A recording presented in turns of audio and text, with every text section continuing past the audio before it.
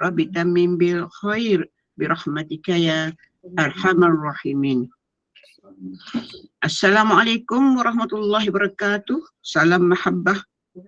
Yang berbahagia Al-Fadhil Ahmad Arif Dato' Abbas bin Nordin yang akan bersama kita di Kuala Maghrib untuk syarah hak-hak wanita dalam Undang-Undang Keluarga di Malaysia sebentar lagi, yang berusaha Puan Rosli Yati Mansur bersama dengan AJK Pengurusan Gubernur Iman yang dirahmati lagi dikasihi para pecinta ilmu muslimin muslimat yang telah pun memilih untuk berada di Google Meet Gubernur Iman pada kuliah Maghrib pada malam yang penuh barakah ini.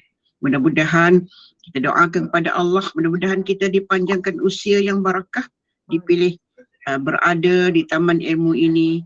Mudah-mudahan kita dirahmati dan dalam lindungan Allah Subhanahu wa taala. Selawat dan salam ke atas junjungan Nabi Muhammad sallallahu alaihi wasallam, ahli keluarga dan para sahabat baginda. Bagi memberkati kuliah kita pada malam ini, marilah sama-sama kita membaca Ummul Kitab bersama dengan Yang Amat Arif Dato' Abbas Nordin ila hadratin Nabi Mustafa Muhammadin sallallahu alaihi wasallam wa alihi wa ashabihi kiramil Fatihah. أعوذ بالله من الشيطان الرجيم بسم الله الرحمن الرحيم الحمد لله رب العالمين الرحمن الرحيم مالك يوم الدين إياك نعبد وإياك نستعين اهدنا الصراط المستقيم صراط الذين أنعمت عليهم غير المغضوب عليهم ولا الضالين آمين. Amin, amin ya rabbal alamin. Mudah-mudahan kita bersama dengan para malaikat yang memayungi kita berada di halaqah ilmu pada malam ini insya-Allah. Jadi tanpa melengahkan masa lagi, dengan segala bangga dan sukacita mempersilakan yang berbahagia Al-Fadhil Yang Amat Arif Dato' Abbas bin Nordin untuk menyampaikan syarah hak-hak wanita dalam Undang-Undang Keluarga di Malaysia. Dipersilakan. Assalamualaikum warahmatullahi wabarakatuh. Bismillahirrahmanirrahim. Alhamdulillahi rabbil alamin. Wassalatu wassalamu ala ashrafil anbiya'i wal mursalin wa ala alihi wa sahbihi ajma'in. Subhanaka la ilma lana illa ma 'allamtana innaka antal alimul hakim. ولا حول ولا قوة إلا بالله العلي العظيم ولا حول ولا قوة إلا بالله العلي العظيم ولا حول ولا قوة إلا بالله العلي العظيم. اللهم رب اشرح لي صدري ويسر لي أمري واحلل عقدة من لساني يفقهوا قولي. رب يسر ولا تعسر يا كريم رب يسر ولا تعسر يا كريم رب يسر ولا تعسر يا كريم. اللهم صل على سيدنا محمد وعلى آله وصحبه أجمعين. اللهم صل على سيدنا محمد وعلى آله وصحبه أجمعين. اللهم صل على سيدنا محمد وعلى آله وصحبه أجمعين. Terima kasih kepada pengacara majlis yang saya hormati Puan Rosniati binti Mansur bersama kepimpinan Gubernur Iman, para asatizah, hadirin hadirat yang dirahmati dan dikasihi sekalian. Syukur alhamdulillah malam ini kita meneruskan perkongsian kita berkaitan dengan hak-hak wanita, hak-hak wanita dalam Undang-Undang Keluarga Islam di Malaysia. Hadirin hadirat yang dirahmati dan dikasihi sekalian, dalam kuliah yang lepas kita telah bincang berkaitan dengan fasah, dengan fasah perkahwinan.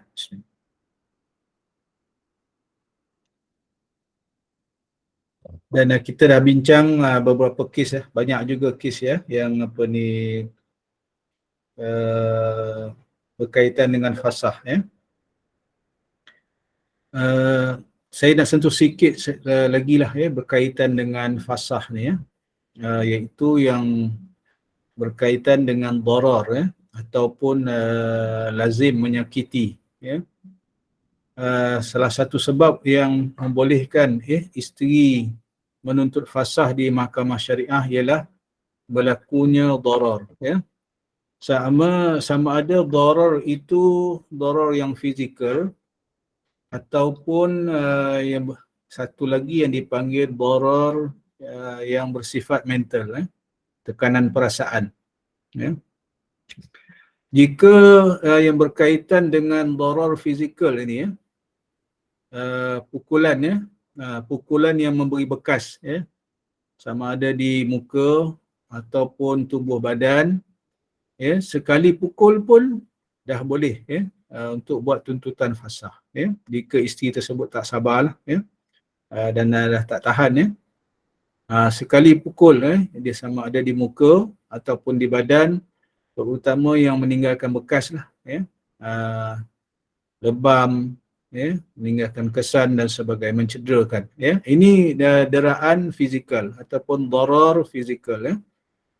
Adapun yang berkaitan dengan deraan mental, deraan mental ini yang kita panggil lazim menyakiti, lazim menyakiti, sama ada dengan kata-kata, dalam sama ada dengan kata-kata ataupun perlakuan, yang menyebabkan tekanan perasaan di pihak isteri.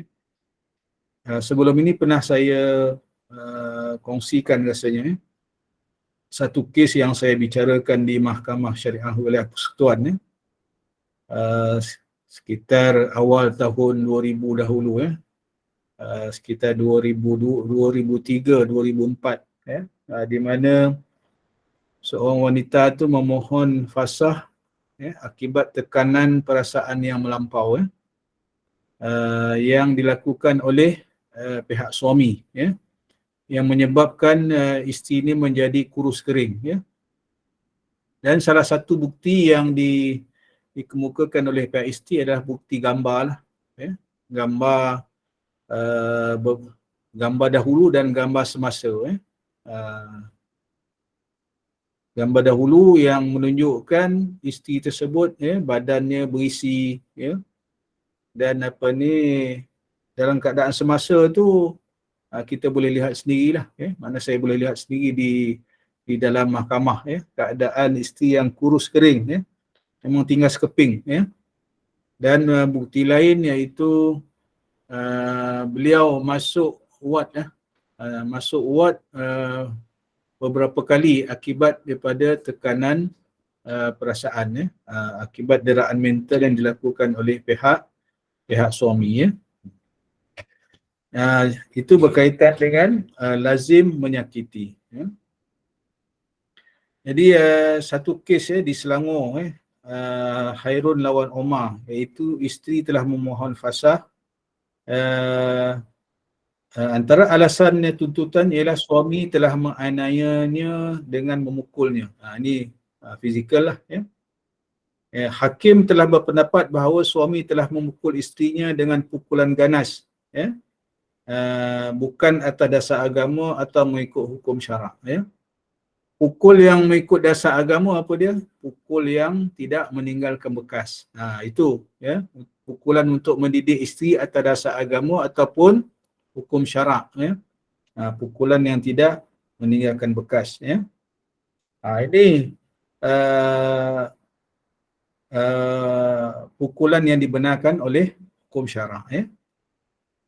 Walau bagaimanapun beliau berpendapat, tindakan memukul itu tidak boleh diertikan sebagai lazim menyakiti, dan beliau telah menolak, hakim telah menolak tuntutan isteri itu. Ini di peringkat mahkamah bicara, sebab waktu itu hakim berpandangan lazim menyakiti ni maknanya kena pukul berkali-kali barulah dipanggil lazim menyakiti. Kemudian isteri telah merayu kepada mahkamah rayuan.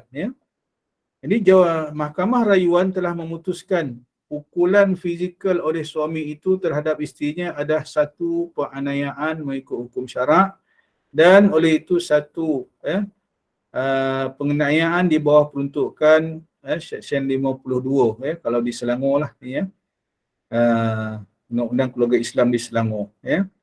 Jadi mahkamah rayuan telah menegur hakim bicara berkaitan dengan lazim menyakiti tadi ni, iaitu kata mahkamah rayuan ni bersidang 3 orang. Hakim bicara telah tersilap dari segi undang-undang untuk mentafsirkan perkataan lazim menyakiti, ya.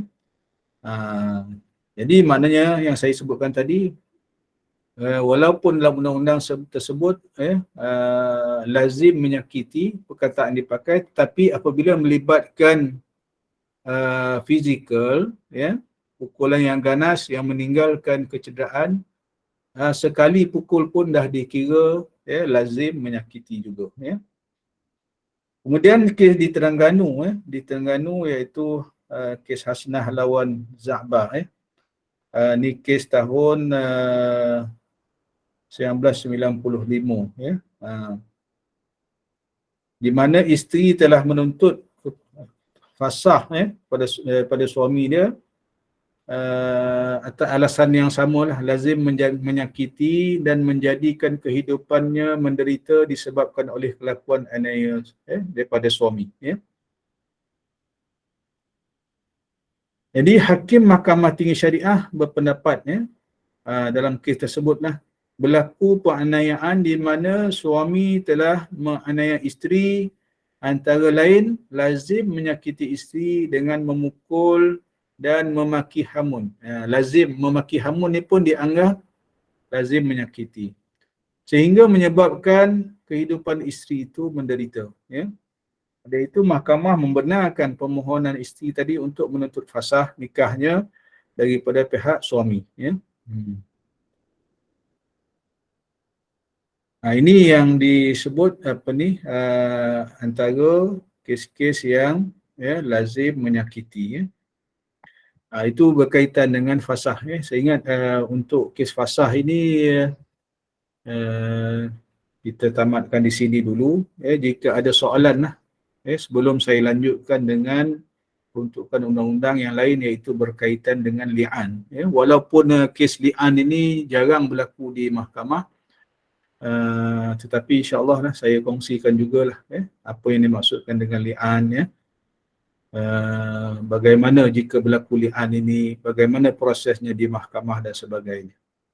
Sambil itu kalau ada soalan berkaitan dengan fasah tadi, ya, dulu kita dah bincang panjang ni, fasah sebab tak beri nafkah, nafkah zahirnya macam mana, nafkah batin macam mana, kita dah bincang panjang dulu, ya. Termasuklah, ya, perkara yang menghalang daripada persetubuhan, ya,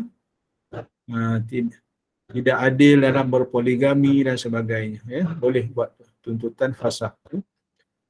Suami di penjara, ya, semua saya dah sebut dulu, ya. Suami di penjara, suami tidak menunaikan nafkah batin, ya, semua saya dah sentuh, dalam kuliah yang lepas. Ada soalan ke? Kalau ada soalan yang berkaitan dengan hukum fasah ni, cuma proses di mahkamah lah, ya. Proses di mahkamah. Kes-kes yang melibatkan lazim menyakiti tadi ni, ya, lazim menyakiti, ya. Ada kes yang saya kongsikan dulu, isteri ini mungkin terlalu sabar ataupun takut, ya, untuk bertindak dan sebagainya, menyebabkan penderaan itu berlaku bertahun-tahun, ya, sebahagiannya puluhan tahun, ya, berbelas tahun teraniaya menderita, tetapi takut, ya, untuk dibawa ke tengah, takut untuk buat report polis dan sebagainya, ya. Jadi saya nak berkongsi di sini, ya, pada hadirin hadiratnya, bila berlaku penganiayaan rumah tangga ni, ya, sama ada dipukul, didera, ya, sama ada secara fizikal ataupun mental, yang pertama boleh buat laporan polis lah, ya, jika, ya, yang melibatkan penderaan fizikal terutamanya, ya, yang menyebabkan kecederaan, ya, yang menyebabkan kecederaan, ya, di mana-mana bahagian badan, ya, boleh buat report polis. Report polis ni mustahak. Jadi biasanya apabila dibuat report polis, ya, berkaitan dengan fizikal ini, ya, kecederaan fizikal, polis akan menasihatkan si pengadu, yang buat report polis ni untuk buat pemeriksaan kesihatan, pemeriksaan doktor. Ini mustahak. Report polis dengan pemeriksaan doktor ini akan saling kuat menguatkan, ya. Menjadi satu qarinah yang kuat, ya, yang nak menunjukkan bahawa berlaku darar tadi tu, berlaku darar fizikal, ya. Penderaan fizikal tu berlaku, ya. Pukulan dan sebagainya untuk mengesahkan, ya. Itu laporan doktor tu mustahak, ya. Sebab dalam laporan doktor itu diberitahu, ya, kecederaan itu akibat apa, ya. Akibat dipukul dengan benda tumpul umpamanya, contohnya laporan doktor tu tak. Dan doktor akan masukkan dalam laporan itu, ya, tentang kecederaan itu sendiri, ya. Sama ada lebam, ya, luka ataupun apa ni, dia akan doktor akan memberi laporan terperinci, ya, dalam laporan doktor itu, ya. Jadi memudahkan mahkamah lah. Jadi jika mahkamah tak jelas tentang apa ni kecederaan, laporan kecederaan oleh pihak doktor itu, mahkamah boleh panggil doktor tu untuk beri keterangan, ya. Ini yang mustahaknya, ya. Jadi laporan polis dan laporan perubatan mustahak, ya, bila kes-kes yang melibatkan pukulan, menyebabkan kecederaan, ya, tubuh badan dan sebagainya. Kemudian ada satu perkara lagi, ya. Apabila berlaku penderaan lah pada pihak isteri ni, keganasan rumah tangga, boleh tak isteri ni keluar daripada rumah, ya? Jawapannya boleh, ya. Jadi kemudaratan ini dalam kaedah fiqh disebut ad-darar yuzal. Kemudaratan itu hendaklah dihilangkan.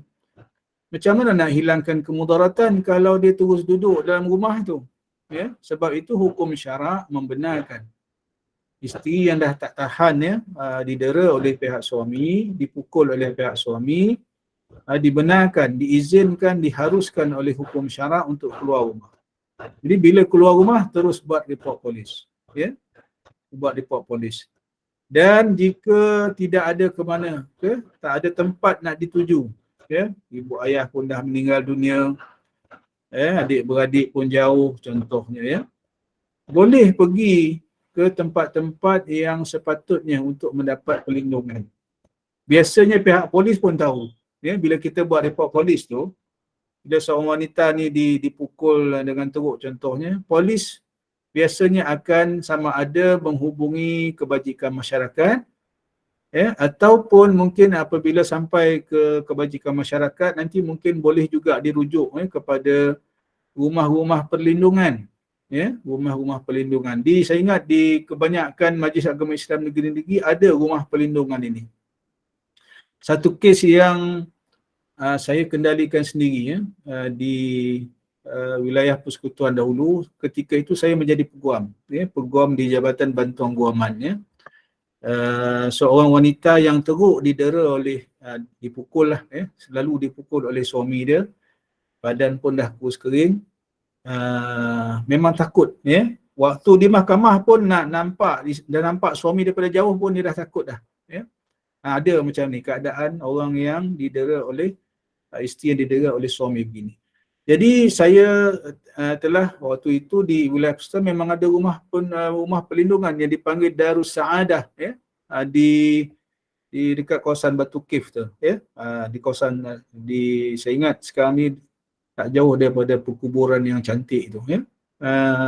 Darus Saadah namanya. Di situ ada rumah perlindungan yang di bawah tajaan Majlis Agama Islam Wilayah Persekutuan, ya, diberi tempat di situ, boleh duduk di situ, disediakan makan minum dan sebagainya, ya. Jadi wanita-wanita yang, jika adalah, ya, di kalangan ahli keluarga kita, ya, kawan-kawan kita yang berlaku penderaan fizikal ini, boleh pergi melawat, boleh, ya, rumah tu boleh, ya, ahli keluarga bolehlah dengan kebenaran.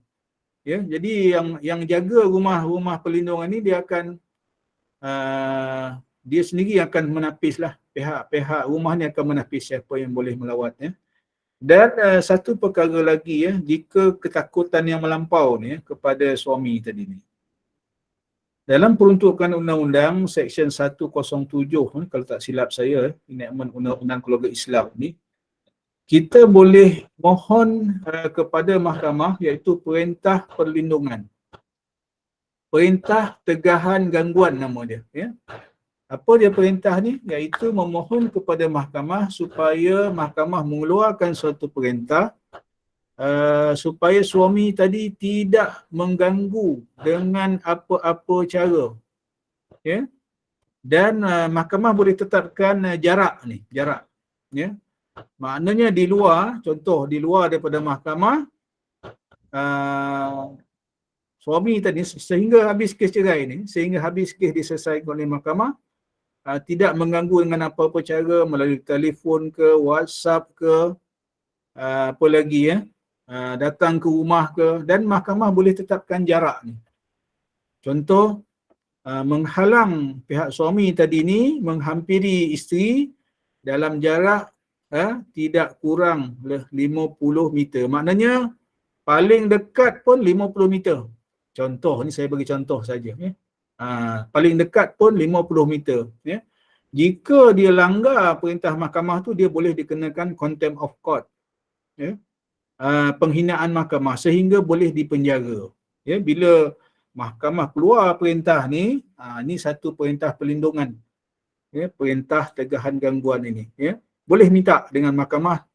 Ya. Bila kita file kes tu, ni peguam biasa boleh tolong lah. Ya. Peguam boleh bantu.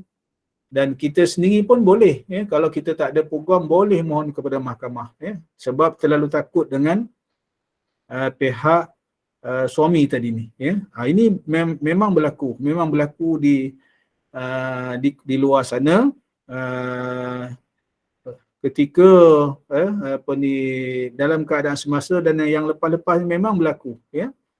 Dan perintah perlindungan ni mustahak untuk melindungi isteri tadi ni. Ya. Sebab itu kalau masuk di rumah perlindungan pun, maknanya kalau siapa-siapa nak melawat, adik-beradik ke dan sebagainya, saudara mara, kawan-kawan nak melawat, boleh. Tapi akan ditapis oleh rumah perlindungan tadi. Ya. Pihak yang menjaga rumah perlindungan tadi. Saya buka chat ni tadi macam ada soalan. Ya. Jika suami meninggalkan rumah tanpa diberitahu dan lebih daripada seminggu ataupun adakah isteri boleh? Aida Maya, ya. Kita dah kongsikan dulu, ya, Puan Aida Maya, dan juga hadirin-hadirat sekalian, ya. Jika suami hilang, ya, tanpa diketahui ini kena lebih daripada setahun, ya. Hilang lebih daripada setahun, ya, baru boleh mohon fasakh, ya. Tak ada bagi nafkah, kan, tak balik beri nafkah. Dia sama macam tak beri nafkah batin, ya, lebih daripada setahun, ya, boleh mohon fasakh. Tapi yang mudahnya nafkah zahir lah, ya. Nafkah zahir ni 3 bulan pun dah boleh, ya. Ataupun boleh ada pilihan lain, ya, kalau suami meninggalkan rumah ni lebih daripada 4 bulan. 4 bulan atau lebih boleh mohon cerai taklik, sebab ada perakuan taklik yang dilafaz oleh suami waktu akad nikah. Itu ada banyak pilihan sebenarnya, ya. Okey, meninggalkan rumah dengan alasan ingin meninggalkan rumah dengan alasan ingin meninggalkan anak dan isteri. Tadi samalah tadi tu, ya. Yang rumah perlindungan tadi boleh melawat, ya, boleh melawat, ya.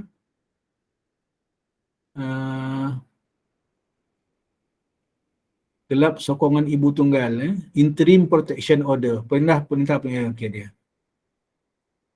Perintah perlindungan ni ada di mahkamah sivil pun ada, di mahkamah syariah pun ada, ya, untuk ni puan yang daripada kelab sokongan ibu tunggal ni, ya.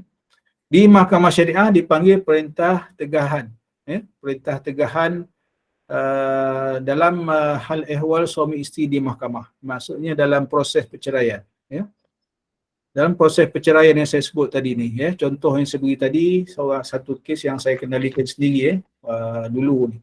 Ingat sekitar 2004 tak silap saya, ya. Memang isteri dia memang takut, ya. Bila nampak aje suami dia tu datang ke mahkamah, dia dah pucat dah, ya. Punyalah takut, ya, akibat selalu dipukul oleh suami tadi ni, ya. Jadi dalam proses fasah tu memang kita usahakan, ya, untuk dia dapat rumah perlindungan, ya. Kalau di Mahkamah Sivil ni, betul ni, interim protection order, perintah perlindungan sementara ni, ya. Jadi memang perintah perlindungan ini boleh dikuatkuasakan, ya, sama ada oleh polis ataupun pegawai penguatkuasa kita lah, ya. Bila dilanggar perintah tu, automatik mahkamah boleh, ya, boleh keluarkan waran tangkap pun boleh, ya. Kita boleh keluarkan waran tangkap dia, dan kita beri terus tunjuk sebab, ya, kenapa dia melanggar, ya. Jika alasan dia tak munasabah, boleh kita sabitkan teruslah contempt of court, ya, melanggar perintah mahkamah, dan kita boleh penjara dia, ya. Boleh penjara, ya.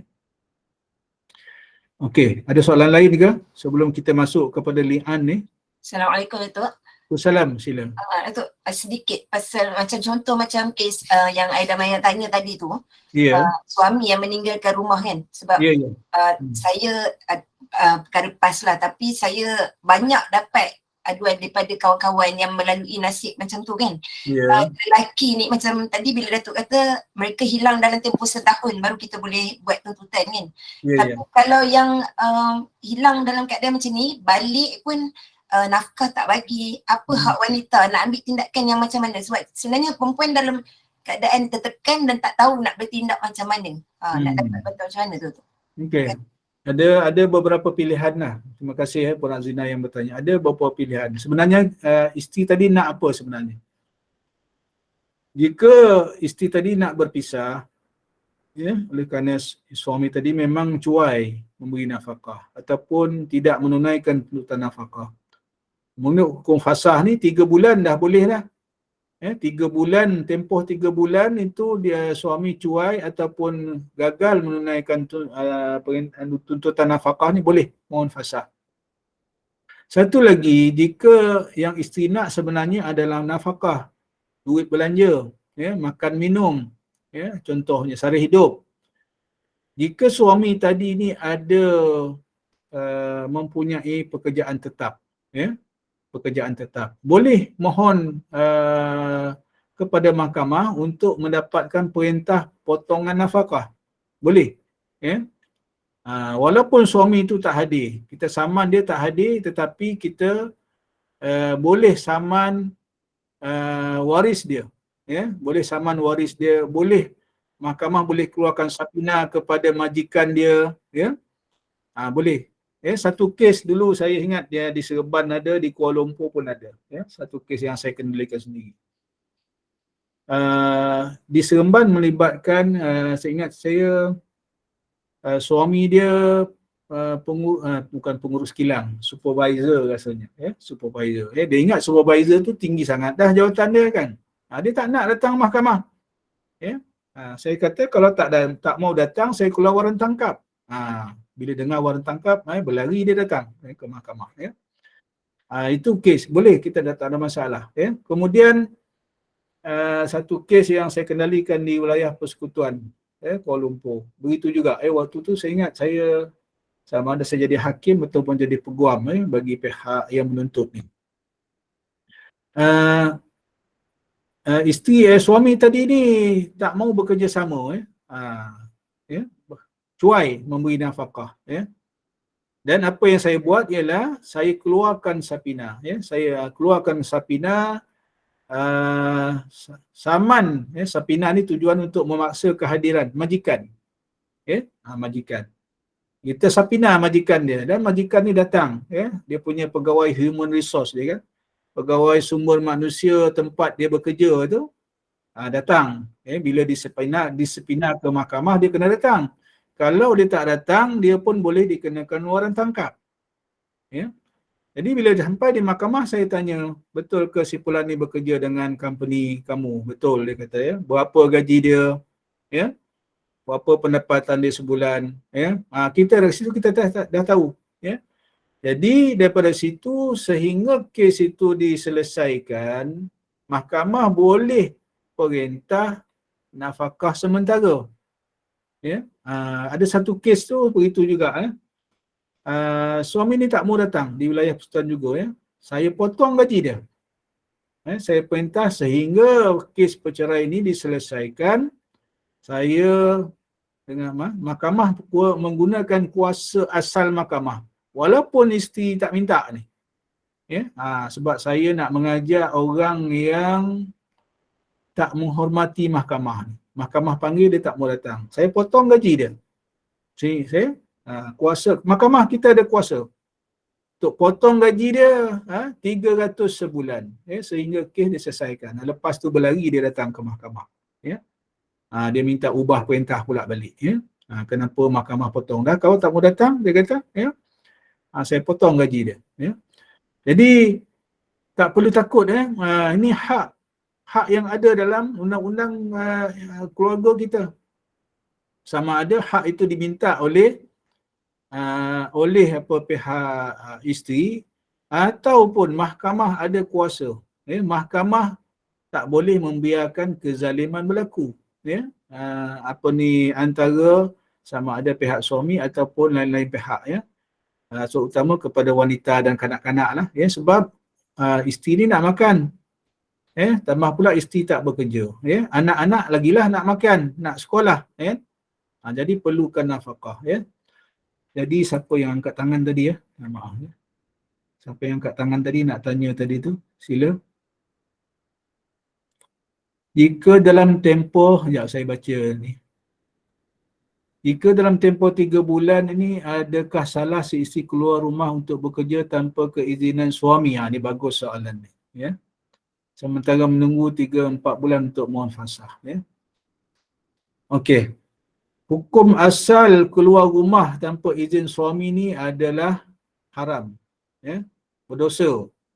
Keluar rumah tanpa izin suami. Tetapi hukum istisna dia, hukum pengecualiannya ialah jika ada keperluan. Apatah lagi keperluan untuk hidup, untuk menjaga maqasid syariah tadi. Menjaga agama, menjaga nyawa, menjaga keturunan. Nak makan, nak makan ni menjaga nyawa lah termasuk. Kalau tak ada nafkah, macam mana nak makan? Tak keluar bekerja, macam mana nak makan? Ketika ini terangkat dari tu, hukum asal tadi tu. Tak perlu lagi izin suami tadi tu untuk keluar. Harus hukum dia keluar rumah tanpa izin suami untuk bekerja dan juga untuk membeli keperluan-keperluan yang asas, rumah tangga, nak beli makan, apa lagi nak bayar, kalau ni lah, bayar bil ni boleh online kan, dan keperluan-keperluan lainnya yang asas, yang daruri, yang dipanggil keperluan asas yang melibatkan keperluan seharian kita, makan, minum, pakaian, tempat tinggal, boleh keluar, insya-Allah tak berdosa. Maksudnya boleh minta perintah pelindung ini ke atas suami saja atau keseluruhan keluarga suami? Boleh. Siapa-siapa yang ganggu tu boleh. Suami atau mana-mana ejen dia ataupun wakil dia dilarang untuk ganggu gugat kehidupan isteri tadi ni. Dengan apa-apa cara. Sama ada dia secara langsung ataupun wakil dia ataupun siapa dia kan. Kadang-kadang ni di mahkamah syariah ni pengalaman saya di mahkamah syariah di Kuala Lumpur dulu. Di Seremban ni pun ada juga. Kadang-kadang masing-masing ni bawa geng ni ke mahkamah. Bawa kaki pukul dan sebagainya. Jadi terpaksalah polis mahkamah ni. Polis yang duduk di mahkamah ni pula ramai yang dah uzur, yang sakit jantung dan sebagainya. Tapi ada polis lah di mahkamah. Alhamdulillah. InsyaAllah polis kita boleh bantulah untuk mententeramkan keadaan. Tapi untuk minta perintah pelindung ni boleh. Sebab itu biasanya perintah perlindungan ni hakim ataupun mahkamah dia akan bagi detail. Kita lah yang mohon ni kena minta secara detail. Jarak berapa, contoh 50 meter tadi. Dengan apa-apa cara tadi. Cara langsung ataupun tidak langsung. Cara direct ataupun melalui alatan elektronik dan sebagainya. Banyak cara boleh ni. SMS, ugutan SMS ni kalau report polis, on the spot polis boleh ambil tindakan. Ya. Ini kadang-kadang kita takut. Sebenarnya ugutan melalui SMS ke, email ke, bila buat report polis, kita tunjuk tu kepada polis, sebenarnya polis boleh ambil tindakan. Itu ugutan jenayah tu. Boleh ambil tindakan melalui kanun keseksaan. Ya. Boleh. Ya. Ramai wanita kat luar sana takut nak ambil tindakan. Ya. Sebab kita tak tahu undang-undang. Kita tak tahu hak kita dari segi undang-undang, tu yang kita takut. Sebenarnya bila kita tahu hak kita, insya-Allah apa yang kita nak takut, ya? Kita report polis, kemudian kita file kes di mahkamah dan kita minta terus perintah tegahan gangguan tadi tu kalau di mahkamah syariah. Boleh. Ya. Dan jika perlu kita minta, boleh minta ni polis ni sekali-sekala meronda kawasan dan sebagainya. Boleh, tak ada masalah. Ya.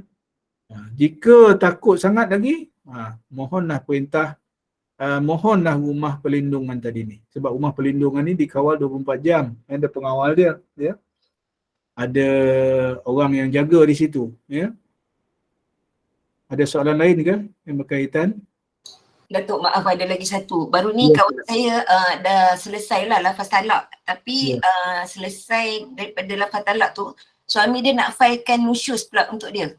Sebelum tu memang dia mohon perceraian sebab dia memang dipukul semua, ada kes polis lah.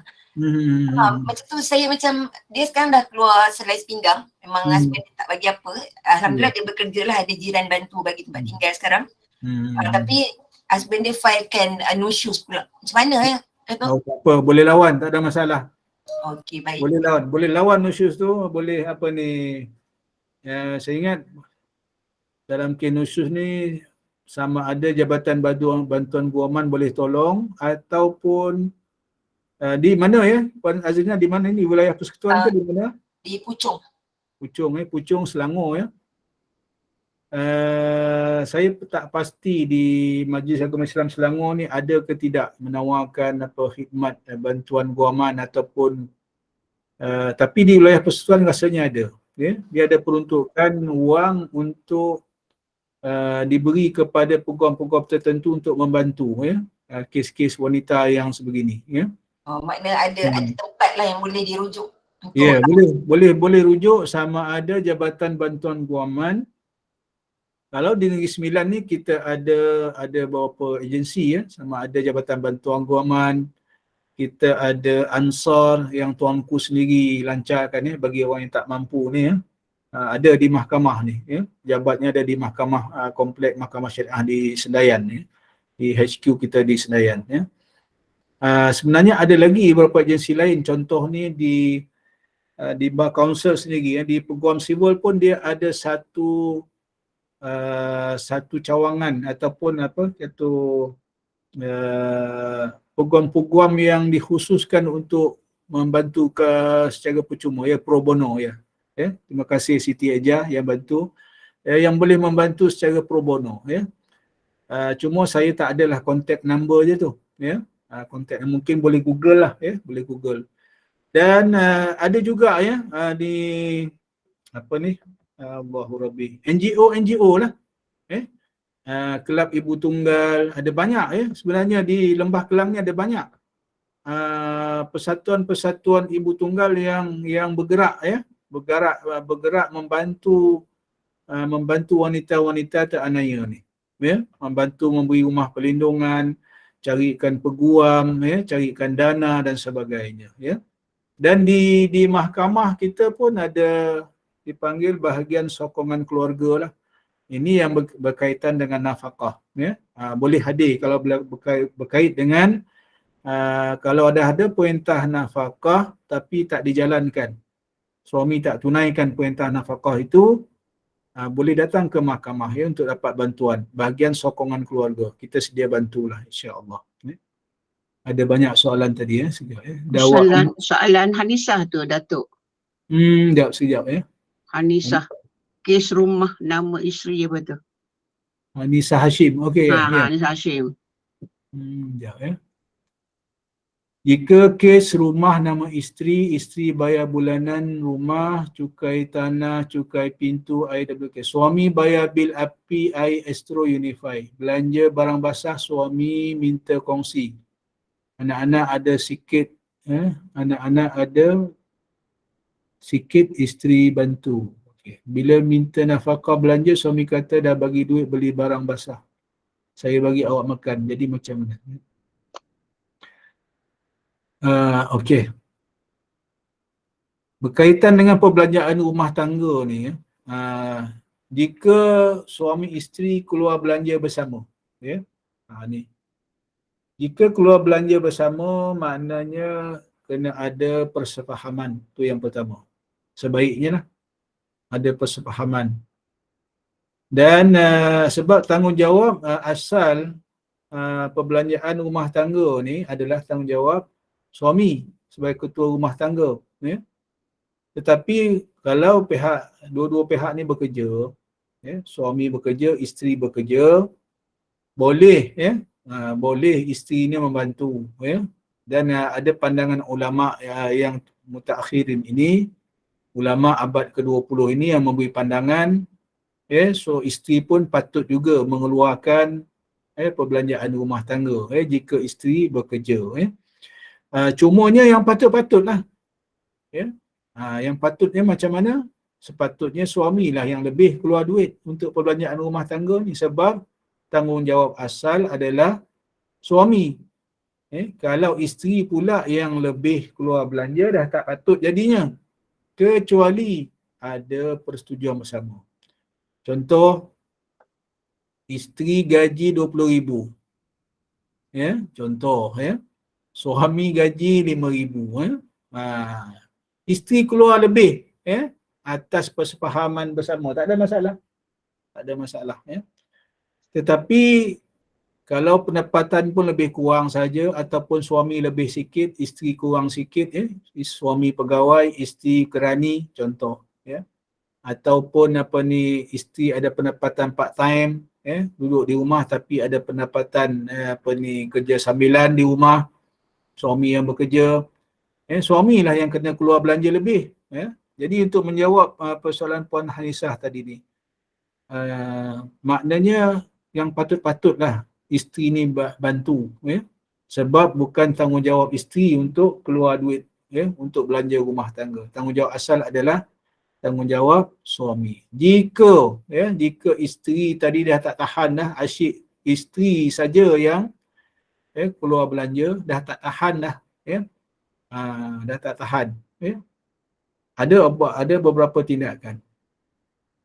Boleh dalam tempoh berkahwin ni mohon kepada mahkamah potong gaji suami ni. Boleh untuk nafkah. Contoh kalau suami ni lihat nak bagi duit nafkah, sedangkan gaji dia ada, pendapatan bulanan ada, tapi lihat nak bagi nafkah, boleh minta perintah mahkamah, ya. Tapi yang sebaiknya berundinglah dulu, ya. Kalau jika boleh dirundingkan, tak perlu sampai mahkamah, tak perlulah. Lainlah kalau maknanya dah tak tahan sangat, memang dah tak ada jalan lain, ya, dan dengan tujuan untuk berpisah dan sebagainya, boleh dah bawa ke mahkamah, ya. Isteri boleh minta duit nafkah belanja lagi ke sebab isteri ni bekerja? Boleh. Jawapan Hanisah untuk Hanisah ni, boleh. Jawapan sebab tadi hukum asal tadi ni, suami, ya, suami bertanggungjawab membiayai perbelanjaan rumah tangga. Nafkah makan minum, pakaian, tempat tinggal. Ini tak ada khilaf, ya. 3 perkara ni tak ada khilaf ulama. Wajib atas suami menyediakan tempat tinggal, makanan, pakaian. Tak kiralah sewa ke, rumah kecil ke, rumah besar ke, ya. Pakaian sekurang-kurangnya 2 pasang setahun, ya.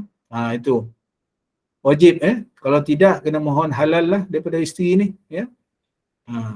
Mohon dihalalkan. Kalau tidak berdosa, wajib kena ganti, wajib kena bayar, kira hutang. Nafkah ni kira hutang kalau tak ditunaikan oleh suami, ya, kecuali isteri halalkan, ya. Hutang ni kalau mati tergantung amalan kita, tak naik ke langit, ya. Tergantung sehingga dihalalkan oleh yang orang yang kita berhutang. Termasuklah isteri ni, jangan main-main ni, bab nafkah ni. Okey, boleh tanya biru ayah. Okey. Biru. Assalamualaikum. Ya, okey. Jap saya pergi ni minta Siti ya. Okeylah, tak apalah Siti, sila teruskan. Soalan tadi, Puan Siti. Assalamualaikum Datuk. Minta maaf mencelah. Ya. Saya nak tanya, jika pembinaan rumah dibuat atas tanah suami, tetapi bukanlah atas nama dia, atas nama keluarga lah, maksudnya masih di bawah atas nama ibu mertua saya lah. Tanah, okey. Tanah, atas nama ibu mertua, kita buat rumah atas tanah kosong, maknanya kita build rumah daripada scratch lah, daripada kosong.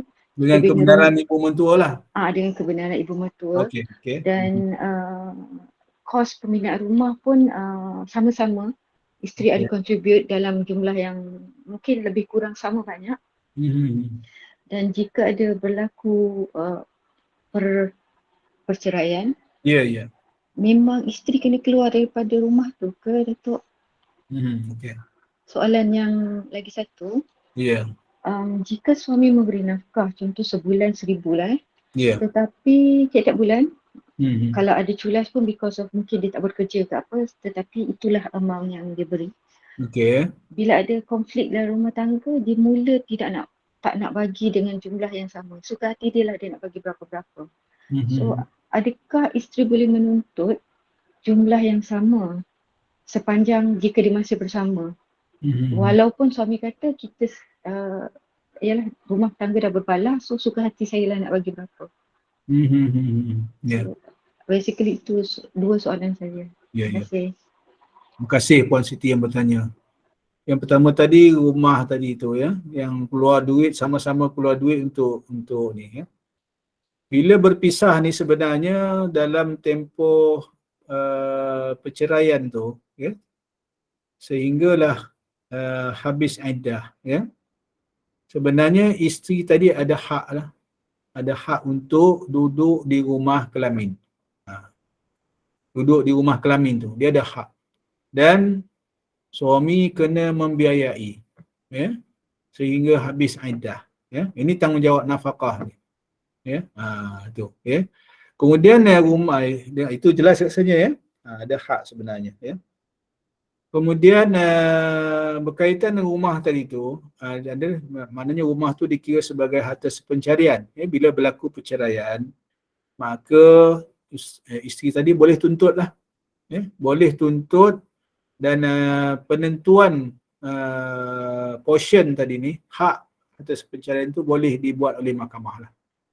Jika ada pertikaian tadi, jika semua sama seolah-olah lebih kurang sama rata jadi hak harta sepencarian tu boleh dibahagikan oleh mahkamah 50-50.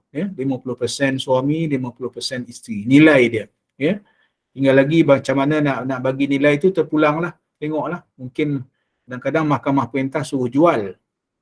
Dijual rumah itu dan setelah tolak hutang, baki hutang dibahagikan sama banyak, 50-50. Itu mungkin itu pilihan yang ada lah pada mahkamah. Ataupun maknanya jika pihak yang satu lagi dengan nilai tadi tu 50-50 tadi ni, jika tak nak jual, pihak yang satu lagi boleh bayarlah dengan nilai 50% milik isteri tadi tu. Yang bahagian isteri. Itu cara dia. Datuk, boleh saya tambah sedikit maklumat? Jika so basically memang isteri kena keluar daripada rumah tu lah sebab tanah itu adalah milik keluarga suami. Memang isteri kena keluar sementara menunggu proses harta sepencarian semula yang akan mengambil masa yang lama kan. Seperti yang saya sebut tadi, sebenarnya isteri ada hak untuk duduk di rumah kelamin yang sedia ada. Jika suami tak benarkan tadi ni, kata tanah milik keluarga, suami kena menyediakan rumah lain. Tak kira lah sewa dekat mana. Jadi sewa rumah tu wajib ditanggung oleh suami tadi sehinggalah habis kes cerai, sehinggalah habis iddah. Sebab dalam tempoh iddah ni suami wajib lagi menanggung. Jika dah tamat tempoh iddah macam mana Datuk? Ada habis dah, tu dah hilang dah tanggungjawab suami tu. So memang isteri kena keluar. Soalan saya memang isteri yang kena keluar sebab betul. Tanah tu milik keluarga suami ya. Betul, sampai iddah saja ada hak untuk duduk di rumah kelamin ataupun suami tadi sewakan di tempat yang lain lah, suami yang kena tanggung, ya. Dalam iddah, nafkah makan minum, tempat tinggal masih dari dalam tanggungan suami tadi ni, sehingga habis iddah. Okey. Sekejap, saya ingat jelas Datuk kan? Ida Daud ni tanya, maaf nak tanya Datuk, buka file pun ada bayaran dikenakan, apatah lagi nak ambil peguam, mohon maaf. Okey, betul lah. Ini jika dibantu di Jabatan Bantuan Guaman. Sekarang ni nak buka file RM10. Zaman saya dulu RM2 saja. Bagi yang pendapatan, saya tak ingat dulu ni. Tak ingat saya, pendapatan 2,500, tak ingat saya, ke bawah, tak silap saya, 2,500 ke bawah layak untuk dapat khidmat bantuan guaman. Sekarang ni saya tak pasti, boleh rujuk kepada Jabatan Bantuan Guaman. Ini Jabatan Bantuan Guaman RM10 saja. Kalau peguam swasta memanglah paling kurang pun nak buka file 500, belum lagi bayaran guaman lagi. Belum lagi bayaran kos kehadiran mahkamah. Setiap kali peguam hadir ke mahkamah, kos biasanya 200-300 sekali kehadiran. Itu terpulang pada peguam lah, dia nak cas berapa. Kalau peguam yang baru mungkin dia cas 200 atau 300. Peguam-peguam yang dah senior, yang dah berbelas tahun, 20 tahun beramal, fee dia mahal, sebab dia berpengalaman. Ada yang cas sekali hadir ke mahkamah sampai 500, sampai 1,000. Itu terpulang pada peguam tu lah. Jadi yang bagi yang tak mampu, pilihan yang ada tadi, Jabatan Bantuan Guaman ataupun agensi-agensi yang saya sebut tadi ni. Sama ada di majlis-majlis agama, sama ada yang persatuan-persatuan ibu tunggal tadi yang menawarkan perkhidmatan yang nak bantu secara, ataupun peguam-peguam yang nak bantu secara pro bono, secara percuma tadi ni. Ada peguam-peguam yang kadang-kadang dia memang dengan rela hati nak bantu secara percuma. Ada. Bukan semua peguam yang hanya mementingkan duit. Tak. Ada juga. Kelab sokongan ibu tunggal untuk dakwaan nusyuz, lawan je puan. Betul, lawan je. Bukan mudah untuk suami membuktikan isteri itu betul. Bukan mudah untuk suami buktikan isteri itu nusyuz. Sebab nusyuz ni satu dakwaan berat. Nak buktikan dakwaan tadi. Apatah lagi dalam tadi yang kes pukul kan. Kes pukul tadi tu. Tak apa, lawan je. Apa lagi bawah ni?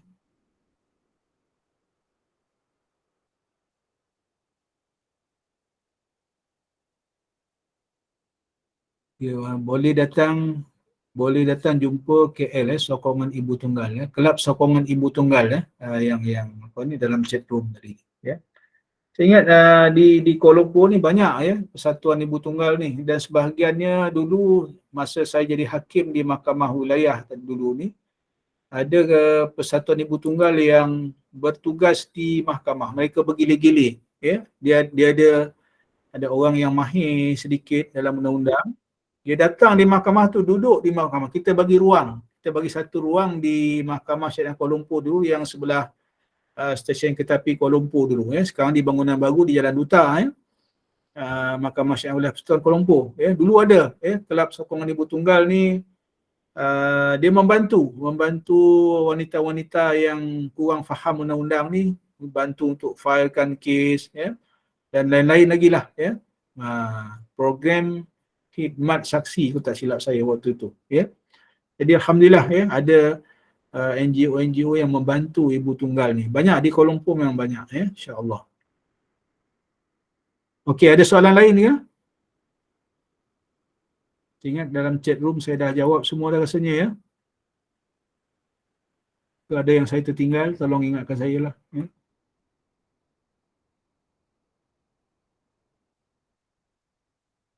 Tak ada soalan? Kalau tak ada soalan, kita nak kalau perceraian non-Muslim. Okay. Kalau perceraian non-Muslim dibuat secara civil dan sangat membantu komunitas, Siti Eja ya. Siti Eja punya ya. Oh, yang non-Muslim bercerai ya. Ada bantuan ya. Daripada mereka pun sama juga ya, NGO yang bergerak ni untuk membantu. Kita pun sebenarnya banyak NGO kita ya, banyak NGO Islam ni yang bergerak membantu wanita-wanita yang tak anaya ya, baru bercerai dan sebagainya. Ada ya, kita ada. Cuma kadang-kadang kita tak tahu nak tak ada kontak dan sebagainya ya. Yang paling mudah kita pergi ya, kalau tak tahu langsung mana nak pergi ni, pergilah ke majlis agama. Ya. Assalamualaikum. Ya Arif, saya nak tanya, kalau perceraian menerusi non-Muslim dibuat secara sivil, dia akan masukkan perceraian dan kemudian mereka akan buat tuntutan atau perceraian suami dan isteri, mungkin kalau jual atau dan apa tuntutan daripada pihak sang isteri, macam contohnya bayar belanja anak berapa dan berapa. Saya amati bahawa non-Muslim ni senang sikit, macam nasib wanita ni terbela. Sang ibu ni dapat duit belanja anak, sang ibu ni dapat rumah, harta pencarian dijual. Saya tertanya kadang-kadang kenapa kita, which is orang Islam kita ni, tak buat satu undang-undang baru membantu kaum-kaum ibu tunggal orang Melayu kita ni yang banyak mencari wang sendiri. Walhal ada suami atau gubal undang-undang mungkin boleh denda suami kalau tak bayar sekian, account bank di freeze ke macam mana ke. Sebab mungkin satu hari nanti mungkin Kementerian Wanita ke akan tegakkan kaum-kaum ibu ni. Kesian sebab ramai yang saya tengok bila bercerai sang ibu yang tanggung anak. Sampai anak dah masuk universiti, sang suami memang hilang. Jadi saya tanya-tanya sampai bila kaum ibu ni nak tanggung pembelajaran anak-anak ni sendiri sebab emosi nak jaga, penat nak jaga. Jadi saya tertanya macam tu. Sebab kalau ikut perceraian secara sivil, sangat membantu. Saya tengok ibu boleh tuntut apa, even dia orang punya dog pun, makanan pun dia minta sang ex-husband yang bayar. Macam tu sekali dia punya kriteria permohonan untuk tuntutan tu. Terima kasih Arif. Terima kasih ya Siti Eja ya. Saya berbeza pandangan sedikit lah dengan Puan Siti Eja ni ya. Sebenarnya kita yang di berceraian di Mahkamah Syariah pun sebenarnya ada banyak bantuan.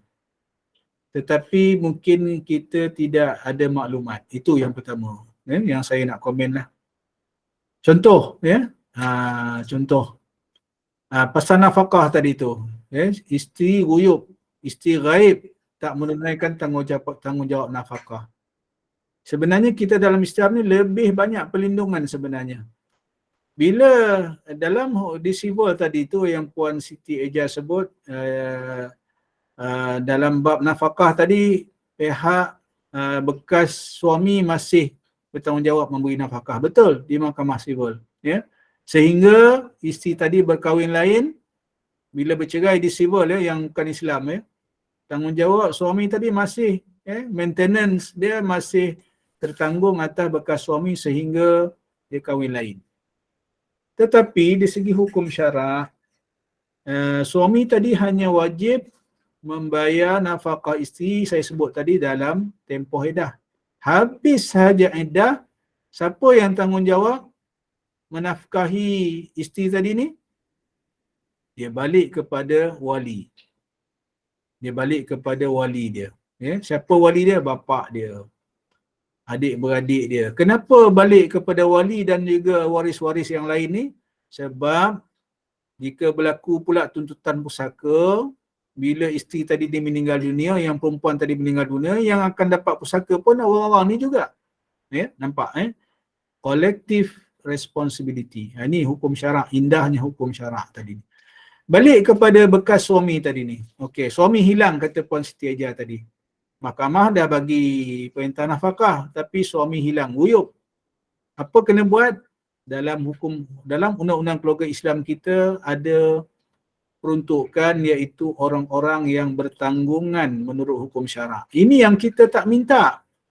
Saya selalu bising dalam kalau saya dijemput untuk membentang paper, membentang kertas kerja, saya akan sebut perkara ini. Kenapa tak minta? Siapa yang bertanggungjawab ni? Kalau suami gaib ni, waris dia pihak suami. Bapa kepada suami, adik beradik suami, boleh kita tuntut, kita saman dia ke mahkamah, boleh. Tetapi peruntukan ini jarang diguna. Walhal ada dalam undang-undang keluarga kita. Peruntukan Seksyen 60, 61, 62, peruntukan enactment undang-undang keluarga Islam kita, iaitu waris orang-orang yang bertanggungan. Maknanya waris di pihak suami. Suami yang gaib tadi ni. Last sekali kepada siapa? Kalau langsung tak ada waris ni, siapa yang bertanggungjawab? Baitul Mal. Nampak cantiknya Islam ni, collective responsibility. Maknanya jika kita faham undang-undang, kita faham peruntukan yang ada, memang sepatutnya nasib wanita semuanya terbela yang bercerai. Last kali yang membela apa dia? Maknanya Baitul Mal. Baitul Mal ni maknanya pihak kerajaan lah kiranya, kan? Yang bertanggungjawab. Jadi mustahak kita faham peruntukan undang-undang. Cuma ni saya ingat yang lebih di mahkamah sivil ni, kita nampak mereka lebih organize lah. Tu saya akui lah. Puan Siti sebut tadi ni, nampak mereka lebih ke depan. Kita orang Islam ni, saya kira kita ada sebenarnya banyak sumber, banyak pihak yang boleh membantu ni, tetapi kita terpisah-pisah, scattered, terpecah-pecah, kat sana sikit, kat sini sikit, yang sana kita ada maklumat, yang kat sini kita tak ada maklumat. Itu saja sebenarnya. Dan saya kira memanglah saya setujulah dengan pandangan Puan Siti tadi ni. Mungkin maknanya Kementerian Wanita, dia kena, yang sepatutnya dibuat sekarang ialah mengumpulkan semua NGO yang saya sebut tadi ni, yang membantu wanita tadi ni, disatukan di bawah satu payung dan mereka bergerak serentak. Bergerak serentak. Contohnya di wilayah persekutuan. Saya bagi contoh lah, saya bagi pandangan. Di wilayah persekutuan katanya ada 20 lah lebih kurang. Contoh saja. Ada 20 persatuan ibu tunggal ataupun NGO Islam yang bersedia membantu wanita-wanita selepas bercerai ini. Mereka letaklah nombor mereka di mahkamah untuk dihubungi. Letak satu banner di mahkamah tu. Letak dekat kaunter mahkamah tu, siapa wanita yang menghadapi masalah penceraian, di sini boleh bantu. Kami boleh bantu. Letak dia punya iklan dia di mahkamah. Selain sebab di mahkamah tu, kalau tak silap saya, di kaunter ni Jabatan Bantuan Kewangan punya nombor memang ada. Kalau tak ada, tanya sahaja di kaunter mahkamah. Jabatan Bantuan Kewangan, Majlis Agama Islam yang boleh membantu selain daripada NGO ini. Jadi saya ingat kalau perkara ni boleh dibuat, Kementerian Wanita, Keluarga dan Masyarakat ni boleh membantu menyusun semula semua tadi ni, saya ingat lebih baik lagi lah. Sepatutnya kita yang Islam ni, sepatutnya kita bergerak dengan lebih tersusun. Yang bab ni kita lemah sedikit. Tapi insya-Allah saya kira pihak yang berkenaan menyedari perkara ni. Bila bila suara-suara wanita macam ni kita ketengahkan, ini membantu. Sebab itu saya ingat jika ada program-program yang dianjur oleh Kementerian Wanita, Pembangunan Keluarga dan Masyarakat, termasuk yang dianjur oleh pihak JAKIM dan sebagainya, dekat sini kita kena suarakan cadangan-cadangan ini. Saya ingat cadangan-cadangan ini sebenarnya telah diambil kira lah pada saya. Cuma tindakan itu, kita mesti masalah ni. Masalah kita orang Islam ni, tindakan tu kadang-kadang lambat. Kadang-kadang itulah siapa nak mula dulu. Ini pun jadi isu jugalah. Kita di mahkamah ni, hakim-hakim ni, kita kita terikat, ya. Kita terikat, kita tak boleh ke depan. Yang boleh ke depan ni yang maknanya peguam-peguam, NGO, ya. Saya boleh bercakap macam ni lah, ya. Dalam forum-forum macam ni saya boleh bercakap lah, ya. Saya ingat jelas satu kot, ya, penjelasan saya tadi, ya. Tadi saya ada baca tadi Dia ada tadi Datuk soalan nombor Subhana. 2. Siti Subhana kata soalan kedua dia belum dijelaskan tadi. Betul. Boleh Siti Subhana ulang balik ke? Tolonglah, lupa. Tadi soalan tu pasal tadi soalan kedua. Tadi kan soalan tanya yang tanah mak mentua buat rumah. Soalan kedua tu dia kata belum menjawab. Silakan kemukakan balik. Soalan kedua saya berkenaan nafkah bulanan yang suami bagi. Ya, bila ada perbalahan, pergaduhan, dia dah mula boleh minta, ya. Adakah kita boleh minta amount yang memang biasa dia bagi? Boleh, betul. Ya. Biasanya suami amount boleh biasa itu amount yang inilah yang dipersetujui lah biasanya tu. Memang kita boleh minta. Adakah suami memang boleh tukar amount yang dipersetujui, amount yang dibayar tu ikut suka hati dia ke, Datuk, ataupun memang tak boleh? Sepatutnya tak boleh lah. Jadi kalau dia tak bayar juga, kita boleh tuntut di mahkamah amount yang biasa diberi itu, ya. Contohnya sewa rumah dengan duit makan, kan, duit nafkah ni. Tak, Datuk, maksudnya dalam sepanjang perkahwinan, belum bercerai lagi. Sepanjang perkahwinan, tiap-tiap bulan contohlah dia bagi 2,000. Termasuk apa sahajalah belanja isteri ataupun apa sahaja keperluan isteri dalam amount tu. Dan bila sudah berlaku perbalahan, suami tak nak bagi lagi amount yang sama, dia kata suka hati dia nak bagi berapa. Adakah isteri boleh tuntut benda yang sama, amount yang sama? Boleh tuntut amount yang sama. Tak perlu justified, duit tu untuk apa, tak perlu ke isteri justified? Dia selama ni yang kebiasaan tu telah menjadi justifikasi. Kenapa 2,000? Kenapa selama ini memang itulah amount yang diberi oleh suami untuk keperluan isteri dan rumah tangga. Keperluan isteri, anak-anak dan rumah tangga. Itu dah jadi justifikasi. Tambah pula kalau kata amount tu dah berlaku bertahun-tahun contohnya. Akan menjadi justifikasi yang kuat lah di mahkamah. Okey, jadi saya faham. Terima kasih, Datuk. Terima kasih sama. Apa patut bekas suami bagi untuk nafkah anak jika anak tinggal dengan isteri? Berapa kadar duit sebulan? Okey. Untuk menjawab Puan Sarimah ni dalam chat room ni, sebenarnya kita ada arahan amalan terbaru yang dikeluarkan tahun lepas. Kebetulan saya sendiri terlibat dalam memuktamadkan arahan amalan tersebut. Cuma saya tak ingatlah kadar dia tu. Dia memang ada kadar untuk berapa pendapatan suami, berapa orang anak, dia ada kadar yang telah dicadangkan dalam arahan amalan itu. Cuma kadar itu adalah panduan kepada hakim lah untuk menentukan jumlah yang munasabah.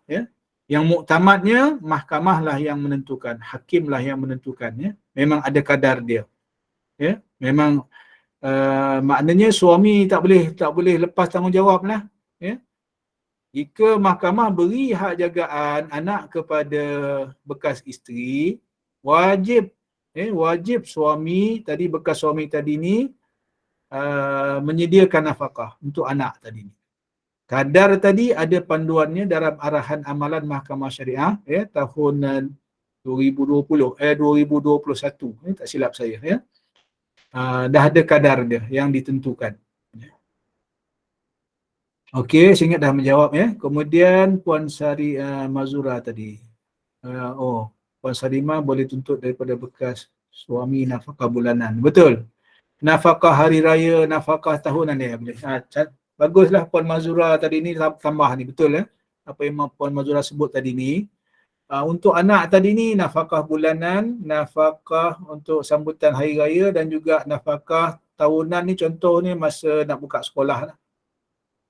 Nak beli baju sekolah, kasut sekolah, yuran sekolah, boleh tuntut untuk saya yang dapat hak jagaan anak tadi. Kemudian silap sokong dibutuhkan. Betul, undang-undang dan akta dia ada ni memang nak cantik. Cuma masalah kurang diketahui dan pelaksanaan perintahnya perlu diperkemaskan lagi. Setujulah yang apa ni kelab sokongan ibu tunggal tadi ni, betul undang-undang dah cantik dah. Kita ada, cuma mungkin saya nyatakan tadi support system kita. NGO, cuma di mahkamah yang ada support system sekarang kita ada bahagian sokongan keluarga. Saya nak kongsikan di Negeri Sembilan, dah hampir 9 suku, sekejap lagi kita berhenti. Di Negeri Sembilan sendirilah, saya ingat kita punya bahagian sokongan keluarga kita memang aktif lah, membantu ibu-ibu tunggal ni. Kita kejar yang apa ni bekas suami ni dengan keluarga dia di rumah. Pegawai-pegawai kita turun padang, cari merata-rata tempat. Yang culas ataupun liat nak bayar nafkah ni. Jadi ini di Negeri Sembilan sendirilah. Saya ingat di negeri lain pun lebih kurang sama juga. Ini yang berkaitan dengan khusus nafkah lah, nafkah isteri dan juga nafkah anak. Kemudian yang lain-lain tu saya ingat ini kita ni lah, support system kita tadi mungkin saya setujulah, mesti diperkemaskan lagi. Dan saya ingat yang main peranan ni utama kementerian lah. Kementerian Wanita, Keluarga, pihak JAKIM, pihak Jabatan Agama, Majlis Agama Islam, dia kena bersepakat dalam bab ni. Isteri boleh juga buat tuntutan orang bertanggungjawab, betul macam kaedah. Boleh. Jika suami tiada waris boleh tuntut di betul-betul. Ada peruntukan. Seksyen tadi saya sebut, saya takut tak betul, Seksyen 60 ni orang yang bertanggungan, 61, 62 ni saya tak pasti tadi tu. Sekejap saya rujuk sekejap. Ada undang-undang depan saya ni. Betul.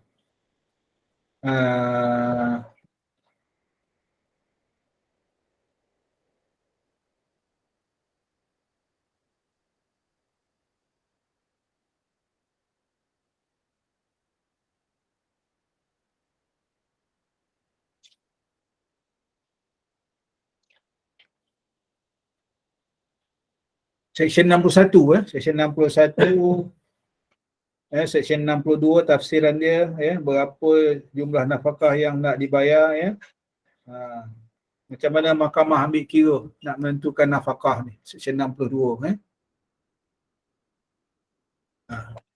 Betul lah tu, 60, 61, 62, betul. Yang Arif nak tanya, adik dah bercerai, masa bersama dulu dia pernah modify rumah, pinjam duit saya, macam mana hutang tu yang Arif, bekas suami yang kena bayar atau adik saya? Siapa yang berhutang dia kena bayar. Jawapan dia begitu. Sebab yang duduk rumah tu bekas suami ni, adik telah bercerai tak menuntut. Dah bercerai tak menuntut atas pencarian, dia kena tuntut lah.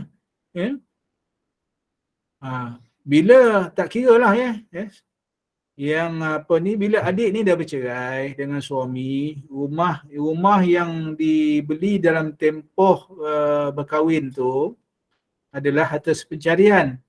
Tak kira lah adik ni hutang dengan Puan Rohana ke ataupun dengan orang lain, hutang tu dia kena bayar. Dan dia ada hak untuk tuntut tadi tu atas pencarian daripada suami yang dah bercerai dengan dia. Dia ada hak rumah tu. Kena buat tuntutan cepat lah. Cuma hutang tadi tu, jawapan dia siapa yang berhutang dia kena bayar.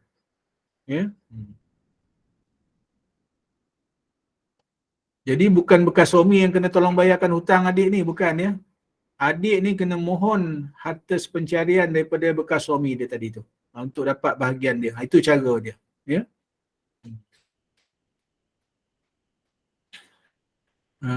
Okey. Ramai bekas suami culas nak bayar. Itulah, bila culas nak bayar tadi ni, kita gegar dia. Saman waris-waris dia. Baru dia terperanjat.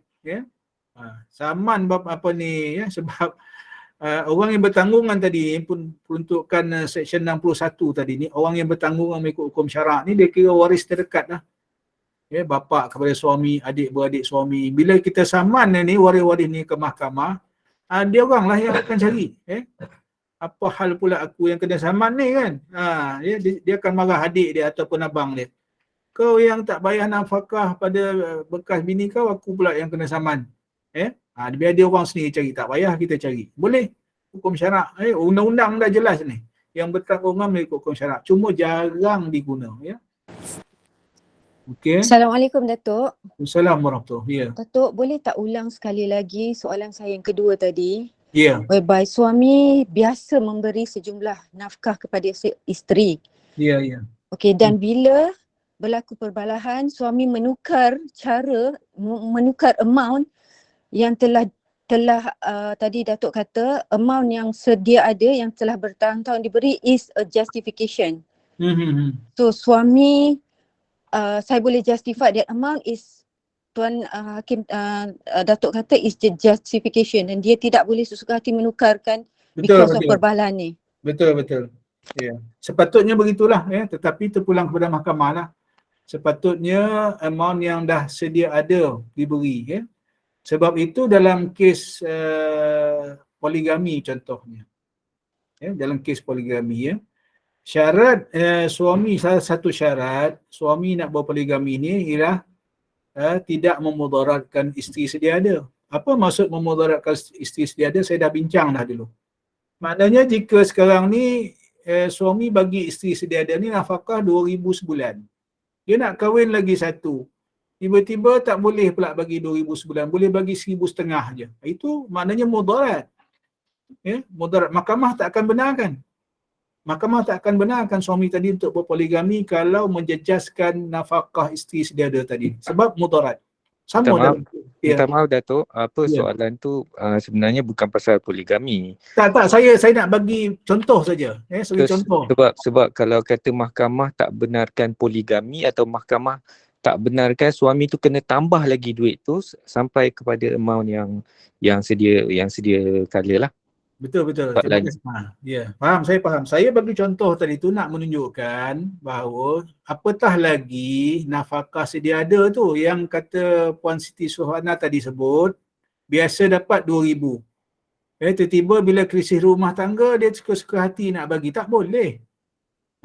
Tak boleh sebab itu dah adalah amount yang biasa isteri tu dapat. Yang akan sepatutnya menjadi justifikasi. Itulah amount yang sebetulnya dan yang selayaknya isteri tadi terima. Minta maaf Datuk, saya mengganggu je. Ya. Minta maaf ya. Sebab adakah benda ni dalam akta ke ataupun dalam, sebab setahu saya macam satu-satunya hadis yang ada sebut pasal benda ni adalah apabila seorang perempuan tu dia jumpa Nabi, dia komplain sebab Nabi suami dia tak bagi nafkah. Ya. So dia minta kebenaran, adakah dia boleh ambil tanpa kebenaran suami dia. Nabi kata boleh, tapi sekadar cukup untuk dia. So adakah tu so macam Datuk kata kena ikut justifikasi, itu berdasarkan nas ke atau berdasarkan akta Datuk? Ya. Yalah. Ya. Nas tu tak ada. Ya. Akta bukan. Tetapi bila jumlah itu dah menjadi kebiasaan, sebab kita ni pakai bukan hanya undang-undang, kita pakai juga adat kebiasaan. Adat kebiasaan yang kita panggil urufnya, ya, uruf kebiasaan. Apa maksud uruf kebiasaan ni? Contohnya apa yang biasa kita lakukan, ya. Contohnya dah biasa dah tadi tu RM2,000 sebulan. Tu dah jadi uruf lah. Ya, dah jadi uruf, dah jadi kebiasaan yang diterima. Selama ni itulah nafkah yang diberi. Ya. Dah jadi kebiasaan, ya. Yang diterima pakai, ya. Ataupun kita panggil uruf ni contohnya satu hari berapa nafkah ni yang layak untuk isteri ni. Satu hari berapa? Contoh kita ambil sekarang RM20 lah satu hari kan. RM20 satu hari. Untuk kita kira amount biasa ni, bukan amount orang yang pergi makan di hotel dan sebagainya. Kata urufnya lebih kurang untuk 3 kali makan, sarapan pagi, makan tengah hari, makan malam, RM20 sehari. Kalau RM20 sehari kali 30 hari maknanya berapa? 600 kan. 600 sebulan. Contoh, ini baru makan, minum saja. Belum tempat tinggal dan lain-lain. Itu uruf yang kita dah nampak di situ.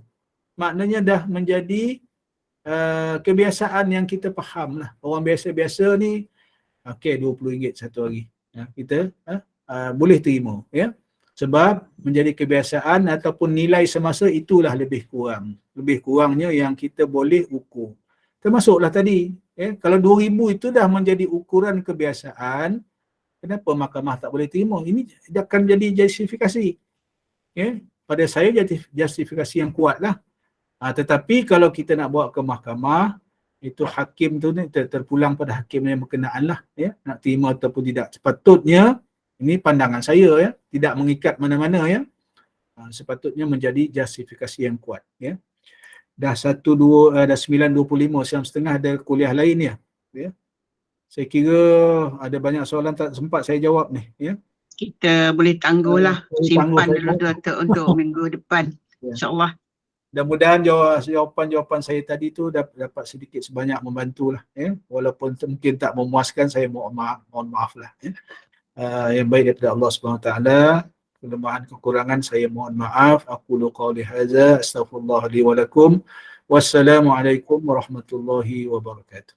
Waalaikumsalam warahmatullahi wabarakatuh. Alhamdulillah. Amin Allahumma ya amin. Jazakallah khairan kasiran. Kita berasa begitu bangga bertuah dapat bersama dengan Yang Amat Arif, Dato' Abbas Nordin pada malam ini untuk bincangkan tentang hak wanita dalam Undang-Undang Keluarga di Malaysia. Sambutannya begitu hangat sekali, banyak persoalan isu yang telah disoal dan mungkin ada yang telah diberi pencerahan. Jadi mudah-mudahan perkongsian ilmu yang begitu jelas, dapat info-info yang penting, pencerahan yang diberikan, mudah-mudahan bermanfaat dan para jemaah bolehlah berkongsi, share ilmu-ilmu ini dengan ahli keluarga, rakan-rakan tentang ilmu yang kita telah perolehi pada malam ini, iaitu tentang hak wanita, supaya wanita-wanita Islam ini terbela di sisi undang-undang, insya-Allah. Terima kasih sekali lagi. Syukran jazilan kepada Dato' dan juga pada AJK Pengurusan Gubernur Iman dan juga para jemaah yang sudi mengimarahkan kuliah pada malam ini. Jadi sebagai penutup, sebelum itu saya umumkan dulu kuliah kita sebentar lagi bersama dengan Al-Fadilah Ustazah Wanjah Senapi pukul 9.30 malam, iaitu tentang soal jawab solat wanita. Jadi sebagai penutup kuliah, dengan segala bangga dan sukacita dipersilakan Yang Amat Arif, Dato' Abbas Nordin untuk memimpin bacaan, mungkin baca doa sikitlah untuk para jemaah di sini, dan juga tasbih kafarah dan menutup kuliah dengan surah Al-As. Dipersilakan. Bismillahirrahmanirrahim. Alhamdulillahirabbil alamin wassalatu wassalamu ala asyrafil anbiya'i wal mursalin wa ala alihi washabihi ajma'in. Allahumma aftah alaina futuhal arifin warzuqna fahman nabiyyin bijahi khatamil anbiya'i wal mursalin. Allahumma faqihna fid din wa 'allimna ta'wil wa ihdina siratal mustaqim. Rabbana zidna 'ilma warzuqna fahma. Rabbana atina fid dunya hasanah wa fil akhirati hasanah wa qina 'adzaban nar. Wa sallallahu ala sayyidina Muhammadin walhamdulillahi rabbil alamin. سبحانك اللهم وبحمدك أشهد أن لا إله إلا أنت أستغفرك وأتوب إليك. بسم الله الرحمن الرحيم. والعصر إن الإنسان لفي خسر إلا الذين آمنوا وعملوا الصالحات وتواصوا بالحق وتواصوا بالصبر. Sekian, Assalamualaikum warahmatullahi wabarakatuh. Terima kasih semua, mohon maaf.